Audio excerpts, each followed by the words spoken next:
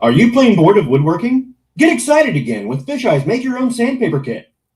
Fisheye's Sandpaper Kit comes with everything you see here. Just pick your paper, spread the glue, and shake on the sand. Voila! Beautiful handcrafted sandpaper. And if you act now, we'll include candy sprinkles absolutely free. What better way to say I love you than with a gift of sandpaper? Fisheye's Make Your Own Sandpaper Kit is just $19.99 wherever crappy gifts are sold.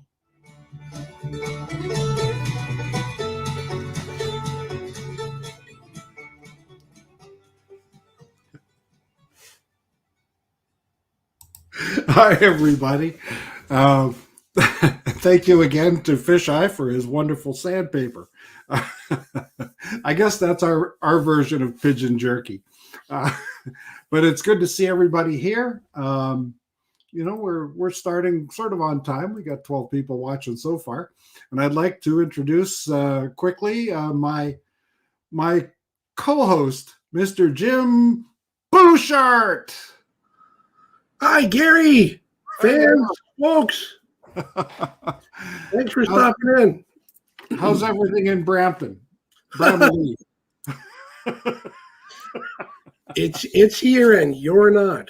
Oh, there you go. Very good. Very good.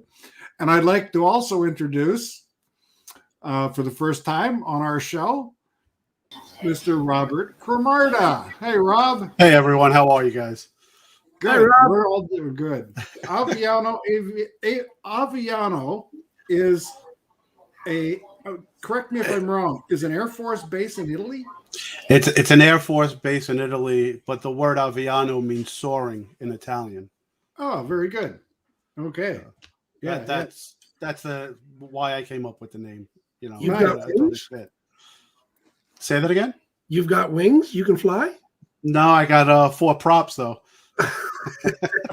Well, props to your props.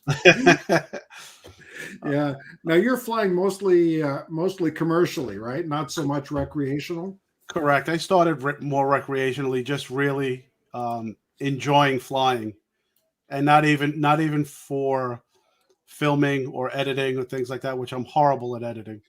I'm the worst. That's why I really don't post a lot of videos. Yeah. But the commercial work is just falling in my lap. I'm actually turning some work down or referring it to other pilots that I know in the area. Oh, that's great. That's kind of nice. What you should be doing though is you should be collecting a commission off those guys. we have an arrangement. You got to remember, I'm Sicilian. I always get the vig. Yeah. Very Very good. We're gonna make you an offer you can't refuse. There you go. I grew up in a very Italian community, so I understand. We live and die by the Godfather. Yeah, yeah. And never, ever put a pineapple on a pizza. Oh, never. Oh, that's the worst thing you can do. It should be a federal crime. Jim, I noticed it's real dark. Are you in the basement with 13 prostitutes trying to screw in a light bulb there? Keep it down back there. I'll never. We have fun. Right after you did that joke on the show, we flew at Pilgrim Pharmacy with Eddie Nunez, those guys, Lawrence, Herman, Ken Dono was there, a few other guys, and all we were talking about was that joke for like the first 10, 15 minutes. We didn't even fly. We were just like, oh my God.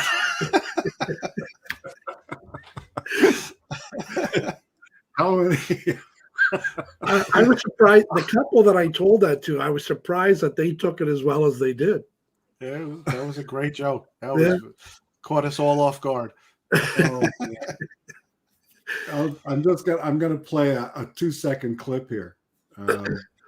Bear with me for a sec because I'm not very good at this. Yes, it is 2 seconds actually.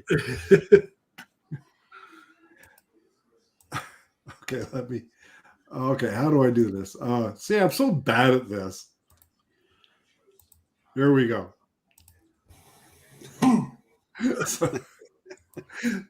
there's a little preview of what you're going to see later. Very good. Who does your makeup, Jim? That was done by Little Shard Beauchart's fiance. Excellent job. Yes, it's very good. She showed me a picture of one that she did herself on herself, and I was amazed. So I was going, come on, October. Come on, October. So this one's been in the works for months. I always enjoy your minute or two on the Ken show. Thanks. Yeah, I get a big kick out of doing it, and it really consumes me as much as it does. And thank you, Rob, for coming on, because in the green room, you were telling us how busy you are. So to take an hour out of your day, we certainly appreciate it. But all the hours that you're putting in, and today is Thursday, so as soon as the show's over, the mind starts going for what to think of for next week. As soon as this show's over, I'm going to bed. I go to work at 2:00 in the morning, so I go to sleep.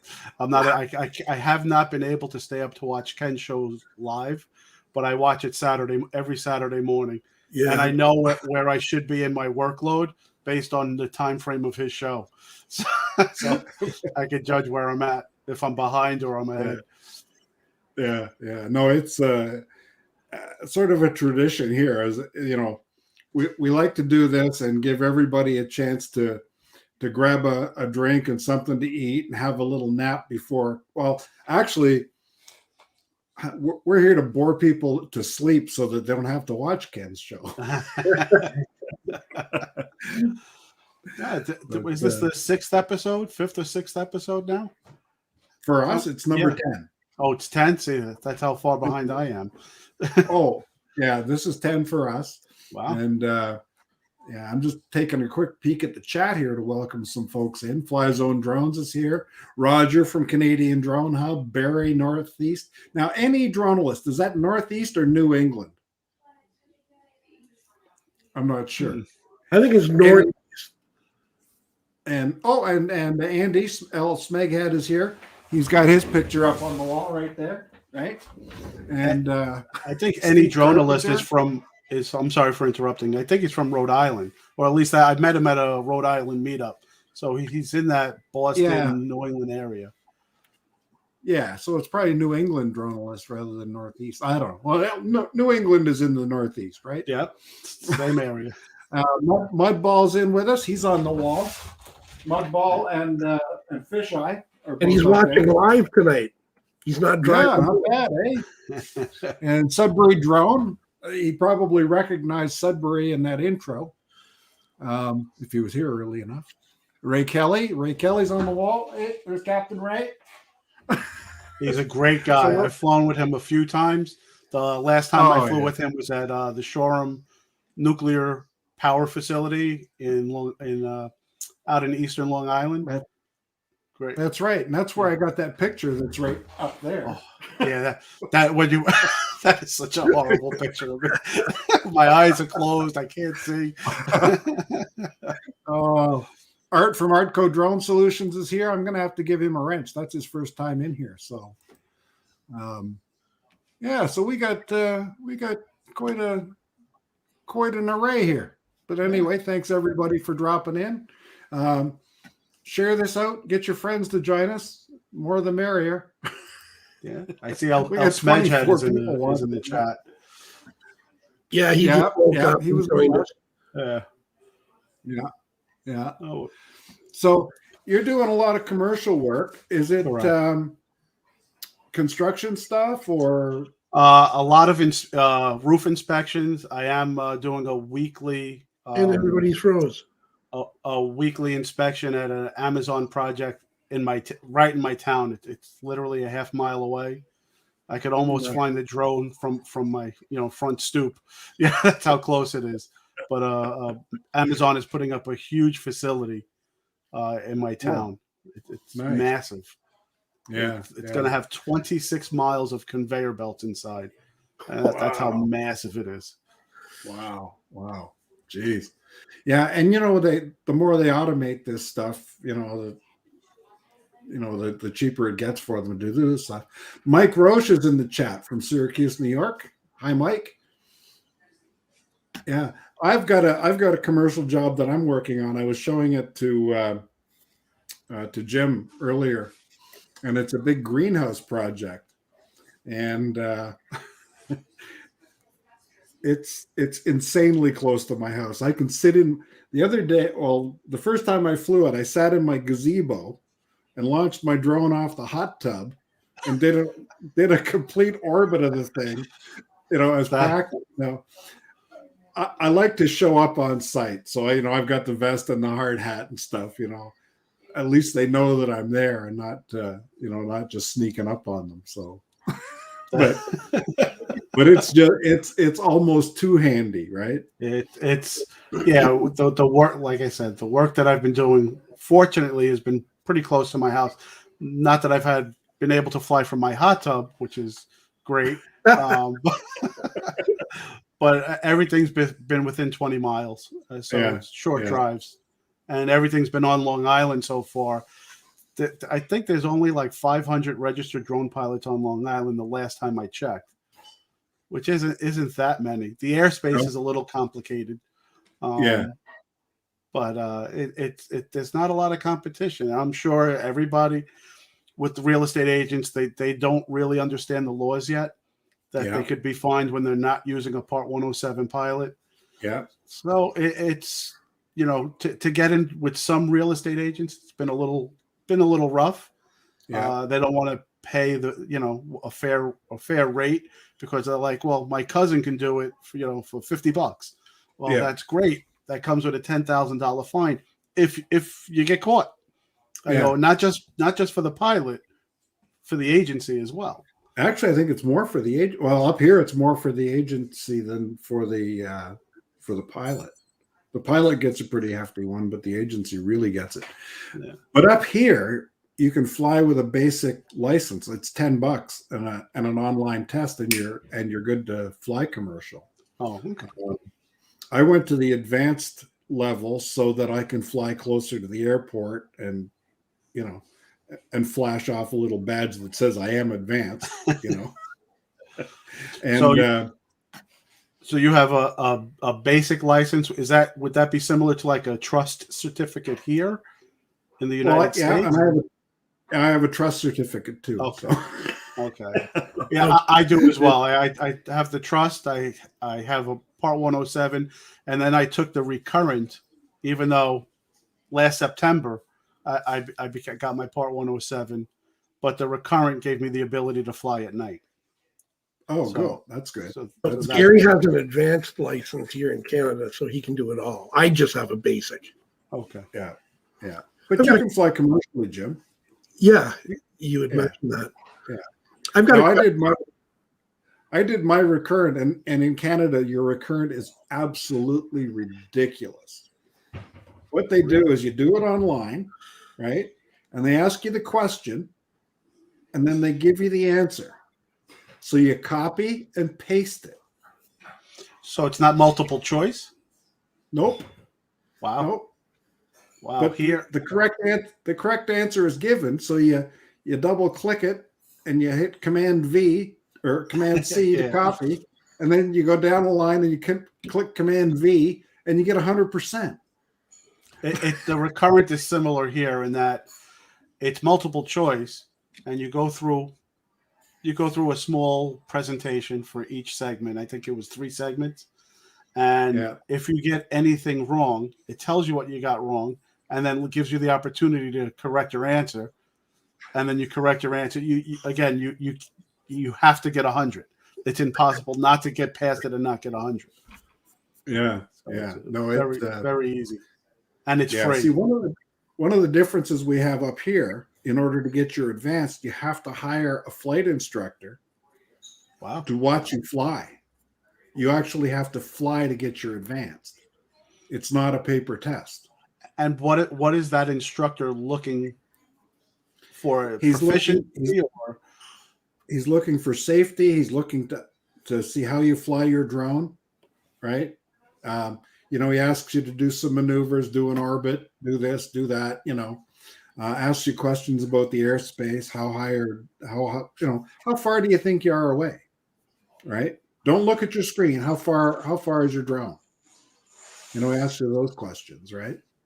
He'll ask you how far is the nearest airport. How high is that utility pole? Do they have designated test areas? Here's the thing. You can do whatever you want. Oh yeah. What I did was I hired a guy to come to my house. Okay. And I flew right here. So I had home field advantage. And I had another drone pilot from, he was about an hour away, but he came down the week before and we flew the whole place together, right? And he came down, he was asking questions like, well, what do you know about the site? And I said, well, there's a grain silo over there that's 65 feet high. There's a 68-foot electric pole there. My tree is 85 feet, 5.8 kilometers from the airport. So you answered my question. So there's a home field advantage. So you can know the area and have all those answers ready. Yeah, and if you weren't going to do it on home field, you would go to Google Maps first, right? And get the satellite view and know exactly where you're going to be, right? And get all your ducks in a row. We had to have a first aid kit on hand. We had to have fire extinguisher on hand. You had to have all the proper stuff for, like a takeoff point and the whole business. But landing pad, safety vest, hard hat, I assume. Well, no, I didn't have a hard hat or a safety vest. The other guy did, but that was, that's I'm in my own yard. Who's gonna bother me here, right? And my wife went into town and got a dozen donuts and coffee and brought them back. So I was. I wear a safety vest. I have a hard hat. Sometimes I wear it. Sometimes I don't. But I put out cones, a landing pad. I put out a little sign that says, do not disturb. I'm flying. It's an authorized flight. The whole thing, and it's more just to deal with Karens. Is the best way to put it, because 9 out of 10 times I'm flying in a very busy area. A lot of buildings, a lot of magnetic interference in some cases, just because of the proximity to the buildings and the signals bouncing off, and I really have to watch what I'm doing with the drone. Yeah. See, when I'm on the construction site, I wear a vest, but I also keep this with me. It's the Transport Canada. When you've got something like this around your neck, somehow that makes you official. I don't know. And that's what the vest helps with too. And in my vest, I actually have my expired fire department ID, sitting in the pocket. Yeah, just trust I got certificate is my, right there. I got my trust certificate on the back because it looks more official than Transport Canada's It does. stuff. It does. You know. Yeah. So we got both. We're covered. You know. Yeah. But no, it's you're talking about real estate, and I got really away from real estate. Those people are terrible at paying. They want the best price, and and then they all think they're a studio director. Shoot from over here, shoot from over there, and no. If you're going to be there, I'm not flying. I don't need somebody telling me what to do. Right? I've been paid pretty promptly, and in my daytime work, my partner it's never about the amount of money. It's about the time. Hey, you're 2 weeks past your due date. And it's always about time. It's never about money, about the amount. And whether it's $1 or, there are businesses that have owed us hundreds of thousands of dollars. So it's never about time. It's never about money. It's always about time. Hey, you need to become current. You need to become current. And that's it's a better way to handle it. I was in a printing business once, and I had my own business. It was just me, and I had a client that was $20,000 past due over 90 days. Well, I couldn't carry that, and I couldn't get other jobs done for other people because I wasn't able to pay off the paper, the ink, right? You have to pay off. I had to pay off all that stuff, right? I'm in the same boat in the meat business. We send out meat. That's our money that's out on the street. Yeah. So if we don't collect in a timely fashion, it really affects a lot of things. Yeah. I was a debt collector for 20 years, Rob. So I hear you out there. Well, and that's the reason I'm not flying as much commercially as I used to, because it just stopped being fun, right? And as long as I was having fun and not making money, it's a hobby. Okay, so it's a hobby. And the stuff that I do commercially pays for the next drone. And that's all I'm expecting it to do, right? So, the Mavic 3 comes out, it's $4,000. I got to get $4,000 worth of business before I can buy it. Yeah, exactly right. Do you have companies up there like Drone Base or Drone Up? I don't know if that. I mean, I just signed up with them, and I actually have to do a training flight. They give you a site, or you could pick your house as the first training flight. Oh, okay. I'm not sure what the fee is, what I'll get paid, but it looks like a great way to kind of take. They're the middleman. So if they refer you to a job, they're very specific about your exposure settings, your frame rates if it's video. Okay. And they pay you within 24 hours after you send the upload. I haven't flown for them yet. Yeah. My first flight was supposed to be tomorrow, but there'll be way too much cloud cover. So it wouldn't even be worth it. Yeah. No, that's an interesting thought. It's almost like working for a temp agency or something. Right? Correct. That way they have to do all the collection and all the marketing and all that stuff, and you just right. You're just you're 1099. Here in the United States at the end of the year. Yeah, you're like the pilot of an airliner. You don't have to go out and sign up the passengers. Correct. You just fly the plane. I think the concept is great if it works the way it appears that it's going to work, and the rates are fair. I don't even know what I'll get paid per flight yet. Yeah. We'll see. So maybe the next time I'm on, I can give you an update. Yeah. Well, you're in a position where you can say yes or no, right? Correct. Yeah. You could. Again, I haven't done a paying flight with them yet. From the way I understand the way it works is you can decline a flight based on what they're going to pay you for that job. If no one else can do that flight, they will come back and offer you a higher price. Okay, that sounds fair. Yeah. Well, you see, and this is what I was doing with real estate. If they were close to the airport, right, I'd get in touch with the airport, get it all cleared, and they would pay extra. Yeah, that's time. That's time and expertise. It was $300 for the real estate job and $500 if it was by the airport. Right now, when they didn't pay me, it became $600 and $1,000. Right, penalties, interest, and if we don't have to call send, me again, and if we have to send Jim to go collect, then we got to get charged for his services. No, yeah. Basically, what I was saying is, don't ever call me again. Yeah. It just ain't fun, right? Yeah.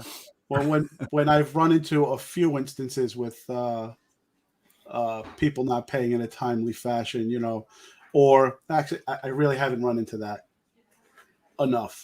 But my father had a saying, and we have an expertise. You have a commercial license there. I have a commercial license here. My father had a saying: you call the TV repairman in, he comes in, he turns a screw, and he charges you $200.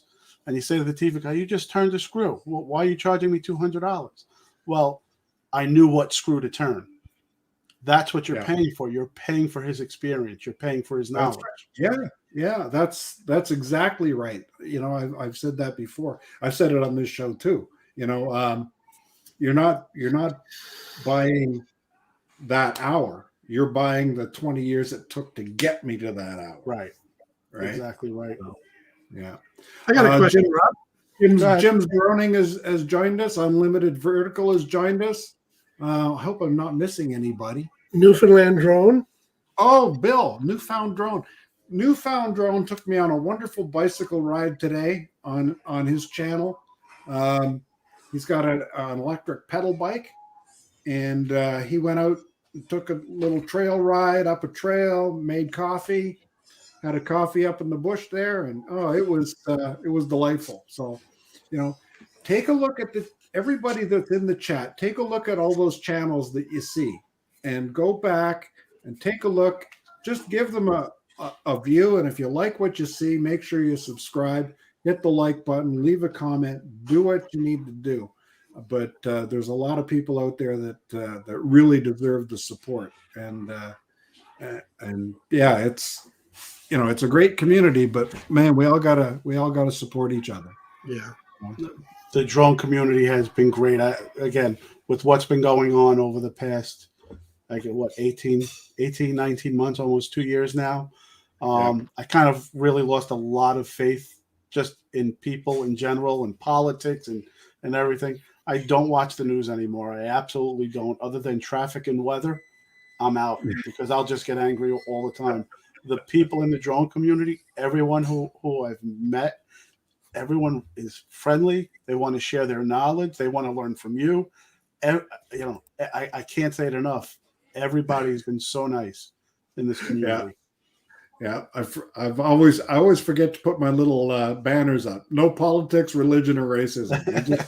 We stay away from that stuff. This community has really restored. I was very negative for a long time, and this community really brought me back to the right place. Yeah. Now I see your picture of Lawrence up there, and the thing that's scrolling across right now is a tribute to Lawrence. The opinions expressed tonight are not necessarily the opinions of those in the panel or in the chat. He's a great guy. He is. Yeah. He keeps pushing me to post more. And I'm like, I have to sit down and edit. And again, with the hours I work, with the commercial work that I'm doing, where thankfully, I don't have to edit. I just send the data and they take the data and they do what they do with it. So it's been great. Yeah, that's cool. What I was going to ask, Rob, is the last time you and I spoke, you had mentioned that you had a job for Netflix. Is there any more information you can relay to us on how that's progressing? They were supposed to go to we're going into November. They were supposed to go to post-production in September, but they've called me up since I did the Ken show. They called me up 3 more times, I think, and now they want to call me up another time. And when I say call me up, It's way upstate New York, where the location is, because there's an event that's going. I can't really share too much. There's an event that's going to happen in the winter that they want to get with the drone. So they haven't even started post-production yet, which, I want this all to progress because I want this on a resume. And right now it's just, there's nothing, but they keep calling me back. They've have 3 other pilots that they're using, but they keep calling me. So I'm doing something right. Good. I don't know what it is, but I'm doing something right. Well, you're a very professional man, and I can't wait to cross the border to meet you and Ray Kelly. Yeah. Oh, Ray is such a great guy. Yeah. Great guy. Unfortunately, I'm always in such a rush. I always have the next thing to go to. Even when we were at Shoreham, I went to work at 2:00 in the morning, went from work in Brooklyn, New York, all the way out to Shoreham, which is about a 2.5-hour drive. Flew with Ray, and he's like, "Okay, let's go get some, breakfast or it was late brunch, I guess." And I'm like, "No, I gotta go home. I gotta go to sleep. I gotta get some sleep." It's good stuff. Yeah, the last couple of days they've replayed. Lawrence played it, and I think Johnny Drone Flyer played it too. It was the little clip of Ray losing it when he. Yeah, that was funny. He won that little FPV drone, and it just shot right up to the ceiling. Yeah, that was great. Yeah, that's absolutely right. So if you're watching and you haven't seen that, go to Ray Kelly's channel and look at him flying FPV. Give Ray a view. I tell you, it's worth watching. It makes me smile every time I see it. So get back and take a look at Ray's channel and take a look at his, what did he call it? His Tiny Whoop. Yeah, is it Mini Whoop, Tiny Whoop? Mini Whoop, Tiny Whoop. Anyway, it was about 2 or 3 days ago. So search back on Ray's channel to that one. Make sure you give it a watch, a like, and comment and tell him that Brant Ariel sent you. Oh, Ray's in the chat anyway. Yeah, so. he's been in there, so he hears everything. Yeah, I'm gonna see him at him, and I'm gonna meet Johnny Drone Flyer for the first time at Spin Up. So I'm pretty excited to shoot down for that. I kind of booked everything last minute, but I was able to get a room. I think Ray and I are even in the same. Oh, there you go, Johnny Drone Flyer. There you go. Yeah. I won that, and he sent it. He sent it all the way to Canada. I think the postage probably cost more than the hat. I sent Jim some stuff in the mail, and I'm so sheltered in my life. I've only left the country once in my life. I got a passport about 3 years ago for the first time. So, Jim, when I mailed that stuff to you, I was like, what is this address? I had no idea. We are actually pen pals. We use snail mail. Yes, we did. Yeah. Oh, that's so cool. Yeah, because you get that funny postal code there. Everybody goes, "What the hell is that?" N0E1A0. What? Yeah. It's letters and numbers, and we used to have a company we had in Calgary, Alberta, and we were sending their mail, and it was all ending up in Japan. Wow! It's like, what the hell is going on here? Turns out their postal code was T0K0Y0. So it looked like Tokyo. Oh, and somebody at the port, they wouldn't, they'd see Tokyo. They didn't think of it as a postal code, and they just throw it in the Japan mail, right? And it's somebody with a little sloppy handwriting, right? I'm sure this is going back at least 10, 15 years before you had the barcode scanners and everything. Well, it would be 1975. So. I was 8. I was the supervisor in the mailroom. Oh, man. Yeah, that hat does look good on me. You know what? And it's my color too, right? You can see I've got 2 ball caps, and they're both beige. right? I got It the worked. drone flower, and then when I bought my Toyota, they gave me a hat too. So It brings out the color in your eyes. yeah, There you go. Bloodshot and baggy. bloodshot and baggy. It wasn't a great day. I had a half a tooth taken out today. They left half of it in. They started to pull pulled the top off it and left all the roots and said, "That's going to need a surgeon." Yeah. The wisdom tooth, they can't leave you totally an idiot. Yeah, they said, Not "Bye." fun at all. Yeah, they said, "Bye. Have a nice day." Thanks a bunch. But this new dentist that I went to, I had to get a new dentist. The guy that I had for years retired, right? Now, the guy that I had for years was also a biker. So we used to ride motorcycles together. And I always told him, look, if you hurt me, I'm going to knock you off your bike one day. Well, now I don't have that anymore. No threat of imminent danger. Yeah. What the hell, So I told this dentist about it, and she said, "I don't have a motorcycle." I said, "Damn it!" I said, "I'll hunt you down." Now, do you ride with a club or? We have a group of 6 guys that we call the Sons of Apathy. Sons of Apathy. Okay. Rides with a really big club. Yeah. Rob, I think your daughter is saying hi to you. Did you catch that in the chat? No, I didn't. I didn't even. Oh, yep, there she is. I don't even know how to reply in the chat. Hi, Jessica. It said hi, Dad. I said, "Geez, that's somebody." Hold on. Is that one of mine? No. She's behind me. Okay, come on. We're trying to figure out where you are. Say hello. Yeah.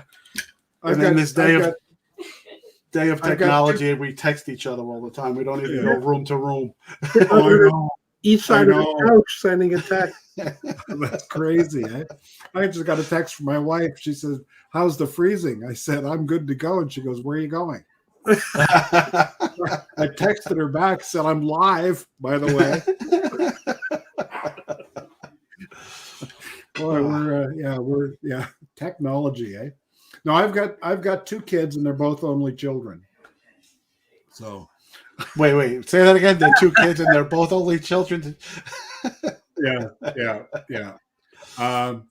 My daughter was born when my son was 18 years old. So by the time she was 1, he'd moved out. So, and she became an aunt at age 7. So she's a great. This is my niece. I have a pretty big gap between my son and my daughter, but not that big. And my daughter's 23, my son's 14. Yeah. Well, I had two wives participating in that in that whole scenario. So yeah. yeah. So no, it's been difficult lately to fly recreationally. We've just had so much weather this year. I don't know if you've been getting the same down there, but now it's cold and wet. And this week has been rough. We had about 2 or 3 week period where the weather was perfect. I mean, very low winds to no winds.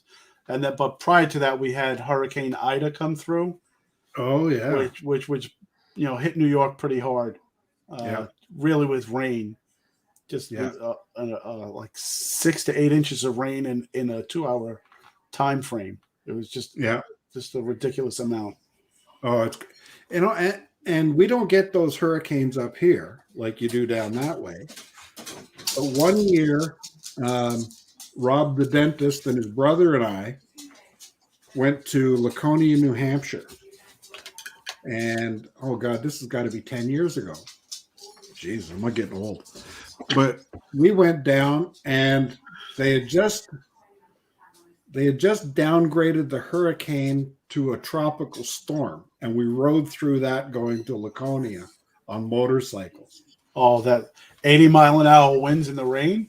Yeah, That's rough. yeah, yeah. Well, and we were on the interstate. Was it? I forget which interstate it is, but anyway, we're on the interstate heading from Buffalo going east, and you go to pass a truck and you couldn't see anything. You know, we got off at the rest stop. We got off at the rest stop, got something to eat. We sat down at a table, and they came by with wet floor signs because we were just wringing wet, you know. But I gave these guys a tip on how to pass a truck in the rain, right? And so what you do is you get behind them, right? You pull out to the left, close your eyes, and pin it. Yeah. And when the sound dies down, you're good to open your eyes again. You pass them. Yeah, because you have all that mist from the truck coming in your face. Oh, unbelievable. And but we got there, and then we get there, right? We got 2 Honda Goldwings and my Yamaha. We finally get to New Hampshire. We left at 6 in the morning and got there at midnight. So 18 hours on the road. Wow. Right. Next morning we get up, and we're out there wiping the bikes down, and now the sun came out. And a couple of guys says, "Hey, can you help us unload these bikes off the trailer?" Sure, all right. And they got these Harleys, right? They trailered them. And I said, "Where are you from?" He goes, "Boston." I said, "That's like what, an hour and a half, 2 hours away?" I said, "You're not a biker." Well, what was that movie with John Travolta or Tim Allen? Oh, Hog Wild. Hog Wild? Yeah, I think so. I think that was it. yeah. Oh, but I think now I've kind of gotten over the motorcycle thing. I think I'm going to sell my bike in the spring, and I think I'll buy it. okay. So I want to get back into it. yeah, really? Don't tell anybody.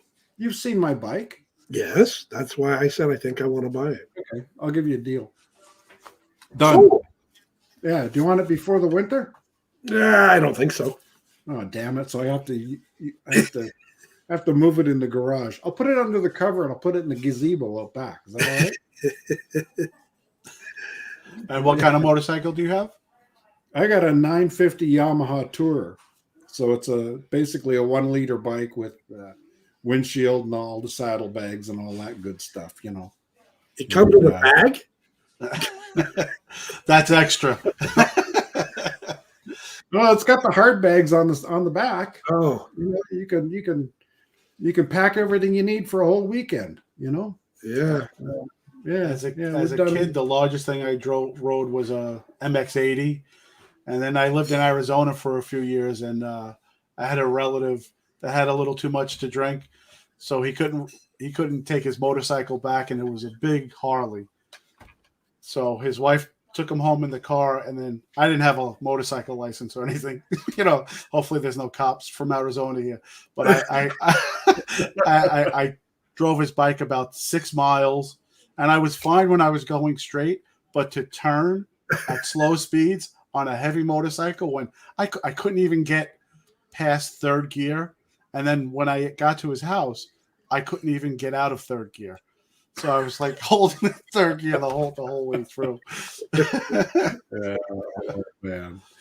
I don't know. It's sometimes it's challenging, and especially as you get older. I still have the ability to ride slow and control the bike, but you look at all the idiots on the road in those cages, Yep.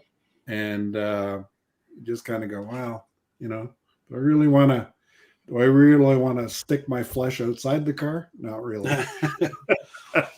And then this year I bought a new car, right? I bought a Toyota RAV4 hybrid, right?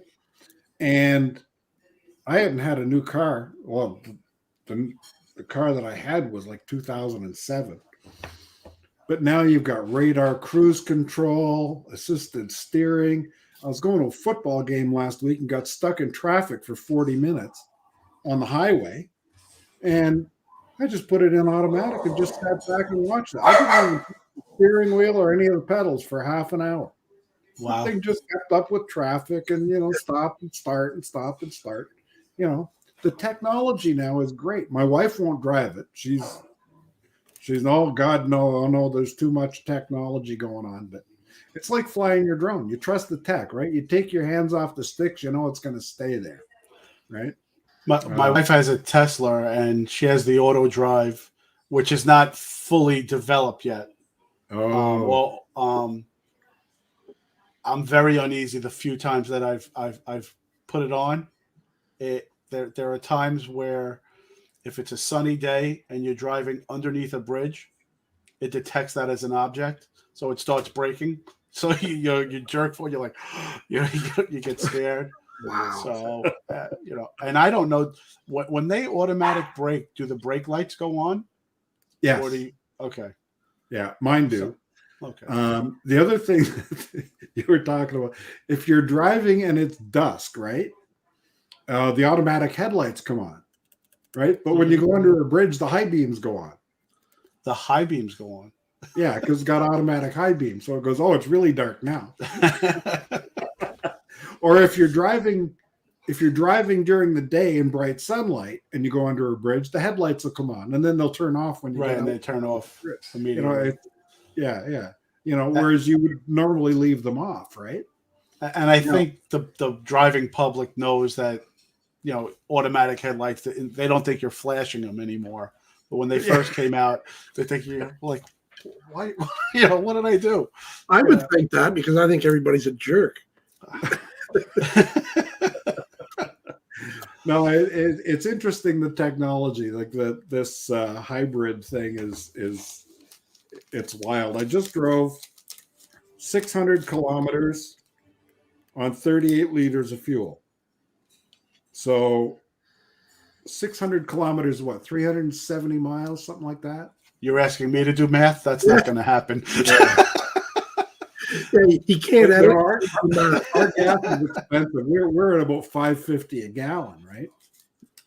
But 600 kilometers is 360 miles. So that cost me $57, about 10 gallons of gas for 600 miles. So, I'm getting about 50 miles to the gallon on this big monster, RAV4 hybrid. So, I'm not complaining, and with the technology, it's awesome. When my wife first got an electric vehicle, it was a Chevy Volt.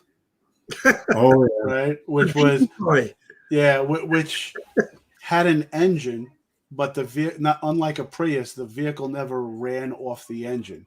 So if the battery was depleted, if you went beyond the 44-mile range, the engine it was actually a generator, would just give a small charge to the battery so that you can keep driving. Oh, okay. And I remember at work, she wanted to get a spot to plug in, and she works for a big nursing home. And they were like, well, how much is it going to cost per day to charge it? So then I that's when I pull out a calculator and then I look at their rates and the time of day, and, because the rates change based on the time of day. And I said, on average, in an 8-hour period, maybe 84 cents or so. And they're like, oh, all right. Yeah, don't worry about it. We'll just give her an outlet to plug into. No big deal. 84 cents. Yeah, in an 8-hour period. Great. Yeah. They're wonderful times we're living in, eh? A cell phone in your pocket has more computing power than the space shuttle, when they went off. Yeah. It's wild. I see Mike from Night Train is just leaving us. Goodbye, Mike.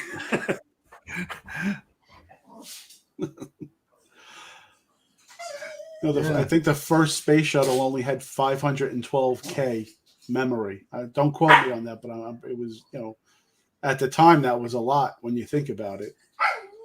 Yeah. My first computer ran off a floppy disk.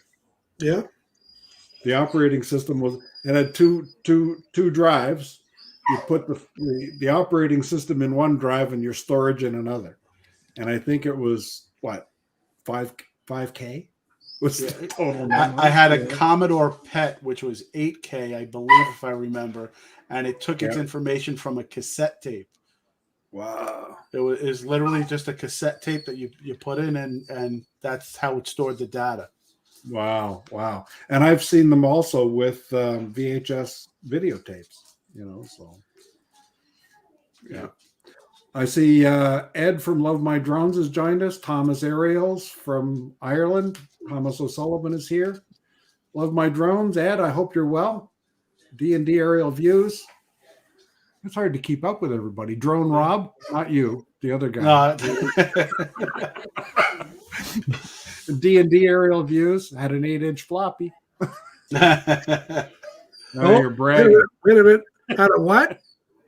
8-inch floppy. I think he's bragging. I'm envious.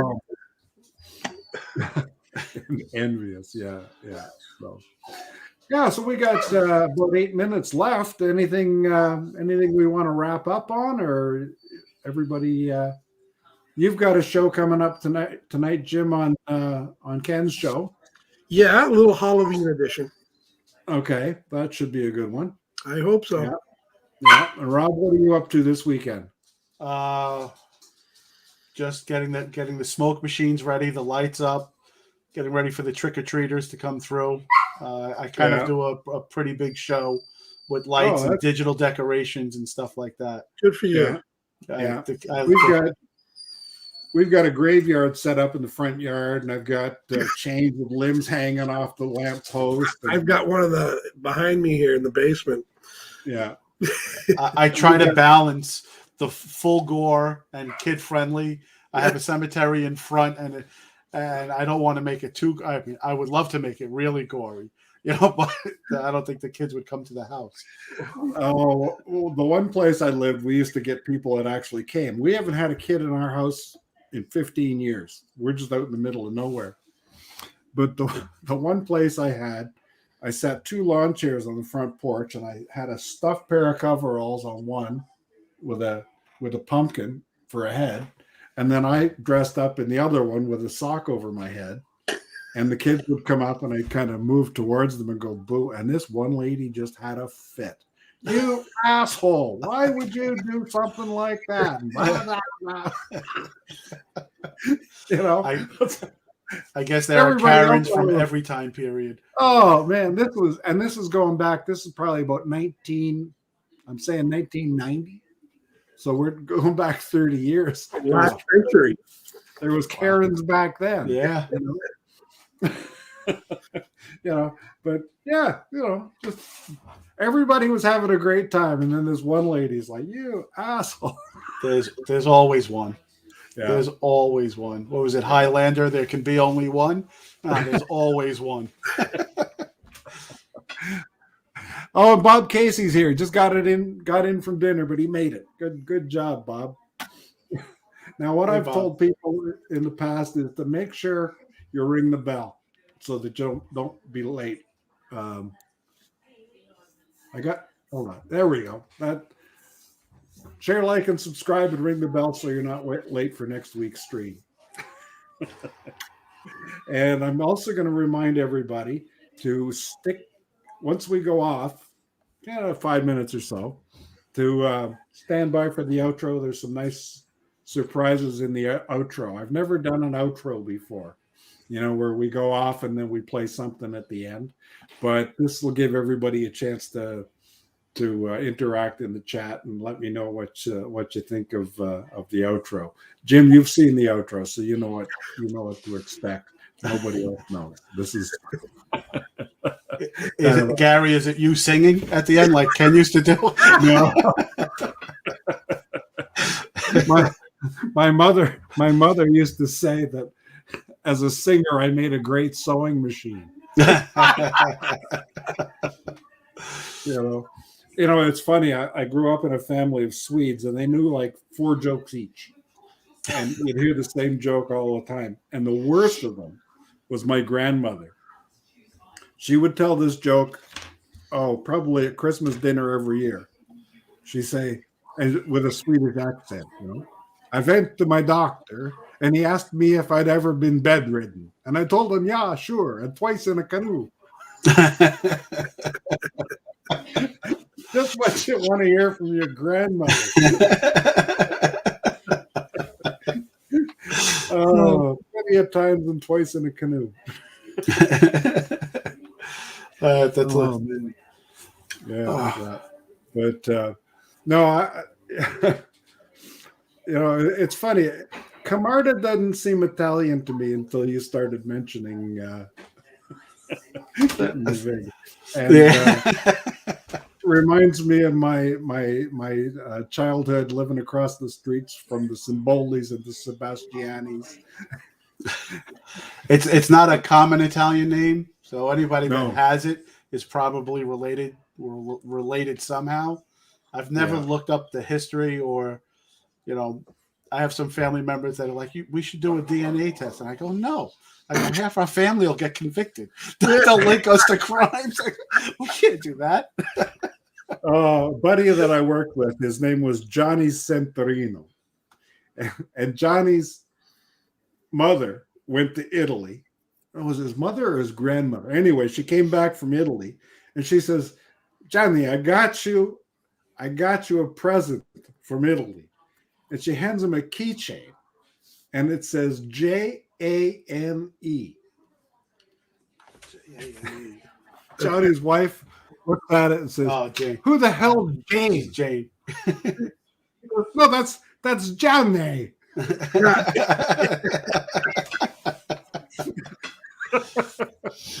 Oh yeah, good times for sure. I grew up in an Italian neighborhood, and I think one thing we all agree on is you can't put pineapple on pizza. Oh, you can't do that, please. Anybody who's watching, please don't do that. It hurts. Good night, everybody. Hawaiian pizza was invented in London, Ontario. And on behalf of all Canadians, I'd like to apologize for Hawaiian pizza and Justin Bieber and Nickelback. Look at this photograph. Yeah. Anyway, I think with that, I think we're good to wrap up. We're at 7:00. We started a minute or two late, but we can wrap it up. Anything else to add, John? Johnny. Hey, Johnny. Che poi ne puta. Porco Dio. Jane, that was my first one. Anything to add, Jim? No, I think we wrapped it up. Oh yeah, one other thing. Once again, Rob, thanks for joining us. You are one of my top 5 favorite pilots. Oh, I don't have any videos up. How could that be? Major Anthony Nelson, Colonel Steve Austin, Roger Ramjet, Colonel Rick Hadfield, and you. I beat Buzz Lightyear. And then me, am I up there? Am I in the top 10? No. Top 6. Up next. Anyway, thanks so much for joining us, Rob. Thanks for inviting me. This was fun. Pleasure having you. We got you on the wall now, even if it's not the picture you want. But no, that was great. Thanks so much. Thank you. Everybody have a good night. Thanks, Rob. You can stick around after the outro. We'll talk after if you like. Okay. Jim, anything else? No, as always, great time. Thanks so much for having me. You all good? Now I got to figure out how to play the outro, right? Hopefully. Oh, I'm bad at this. Anyway, yeah, there we go. Thanks everybody for stopping by. It was a good show. We had a lot of fun. And with that, I'll leave you with this. You can talk in the chat. Herman at Phantom Flight 101 just showed up. Just saw him now. But I'm going to share this screen, and hopefully you enjoy it for the next 3 minutes, and we're out of here. Thanks again. You could have been anywhere else, but you chose to be here with us. That's great. And be kind, and we'll see you next week. If I could figure this out, there we go. It didn't share, did it? Stop. Back up. Oh, man. Oh, hang on. Here's me struggling. I probably spoiled the surprise.